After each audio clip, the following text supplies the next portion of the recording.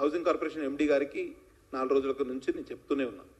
సరే ఇక్కడ ఇట్లా మీరు అడ్డగోలుగా చేస్తూ ఉంటే ప్రజలకు ఇబ్బంది అని అంటే ఆయన ఒకసారి 2 సార్లు రెస్పాండ్ అయ్యి మళ్ళీ ఫోన్ ఎత్తడమే మానేసి, మంత్రులు కూడా ఎట్లయిపోయారంటే వీళ్ళ అడ్డగోలు సంపాదనలో ఈ అధికారులు కూడా భాగస్వాములు అయిపోయి వాళ్ళని నెత్తికెక్కించుకుంటే వాళ్ళు ఫోన్లు ఎత్తని పరిస్థితి.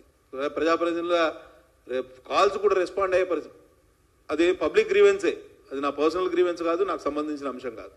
మా జిల్లాలో ఇది జరుగుతుందని అంటే కలెక్టర్ గారు ఏమంటారు, నాకు సంబంధం లేదంటారు. హౌసింగ్ కార్పొరేషన్ ఎండీకి ఫోన్ చేస్తే ఆయన ఫోన్ ఎత్తాడు, మంత్రి గారికి చెప్తే ఆయన రెస్పాండ్ కాడు, జిల్లా ఇన్ఛార్జ్ మంత్రి వారు అందుబాటులో ఉండరు, మా జిల్లాకు ఒక మంత్రి లేడు. ఇట్లా అన్ని జిల్లాలో ప్రాక్టికల్గా చాలా సమస్యలు ఉన్నాయి. కాబట్టి ఈ విషయంలో ప్రభుత్వం కొంత చొరవ తీసుకోవాల్సిన అవసరం ఉన్నది. వీళ్ళంతా ఈ అధికార యంత్రాంగం కూడా సొంత జాగీరులాగా, ఇది పబ్లిక్ అసెట్ క్రియేషన్ అనే ఆలోచన లేదు వాళ్ళకు. ఏదో మేము సొంత జాగీరు నడుపుతున్నట్టు మాకు తెలుస్తుంది. కాబట్టి వీళ్ళు కాంగ్రెస్ నాయకులుగా చలామణి అవుదామనుకుంటే వీళ్ళు కండువా కప్పుకొని పూర్తిగా కాంగ్రెస్ నాయకుల్లాగా చలామణి అయితే మాకు అభ్యంతరమే లేదు. మేము ఆ అధికారులు హౌసింగ్ కార్పొరేషన్ ఎండి గారి దగ్గరికి పోము, ఈ కలెక్టర్ల దగ్గరికి పోము, ఎవరి దగ్గర పోము. మొత్తం వాళ్ళు కాంగ్రెస్ నాయకులని చలామణి అయితే మాకు ప్రాబ్లమే లేదు.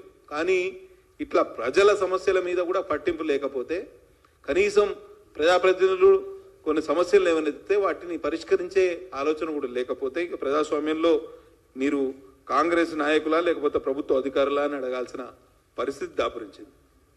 నేనేమంటా అంటే ఈ మంత్రులు అధికారులంతా తోడు దొంగల్లాగా మారిర్రు. ఈ పథకాన్ని పూర్తిగా నిర్వీర్యం చేయడానికి ముందుకు వస్తున్నారు. పొంగులేటి శ్రీనివాసరెడ్డి గారు రెవెన్యూ హౌసింగ్ మినిస్టర్ చాలా శ్రీరంగ నీతులు చెప్తున్నారు. నేను ఆయన కోసమే ఈ ప్రెస్ మీట్ పెడుతున్నా. దీంట్లో హౌసింగ్ పథకంలో ఏదైతే ఈ గృహ నిర్మాణ పథకంలో కేంద్ర వాటా కూడా ఉన్నది, మీరు మర్చిపోకండి. కేంద్ర వాటా ఉన్నది. మీరు ఇట్లా అడ్డగోలుగా వ్యవహరిస్తూ ఉంటే మేము పోయి ఫిర్యాదు చేయడానికి మాకు ఎక్కువ టైం పట్టది. మీరు ఇట్లా లబ్ధిదారుల ఎంపిక కానివ్వండి, మీరు ఈ మొత్తం వ్యవహారంలో ప్రజాప్రతినిధులకు కనీసం సమాచారం ఇవ్వకుండా చేస్తున్న వ్యవస్థ మీద తప్పకుండా ఫిర్యాదు చేస్తాం. ఇది ఎందుకంటే కేంద్ర రాష్ట్ర ప్రభుత్వాలు ఉమ్మడిగా తీసుకున్న పథకం ఇది. ఈ కాంగ్రెస్ పార్టీ పథకం కానే కాదు. గతంలో 2014 కన్నా ముందు మీరు చూడండి, ఇందిరమ్మ ఇల్లు అప్పుడు పెద్ద స్కామే నడిచింది. ఇందిరమ్మ ఇళ్ళ స్కామే నడిచింది. అసలు బిల్లులు ఒకరి పేరు మీద, ఇల్లు కట్టిన వాళ్ళకేమో బిల్లులు రాలే, ఇల్లు కట్టని వాళ్ళకేమో బిల్లులు వచ్చినాయి. అట్లా కాంగ్రెస్ ప్రభుత్వం బద్నామై 2014లో ఓడిపోవడానికి కారణం ఒక ఇందిరమ్మ ఇళ్ళ స్కామ్ కూడా.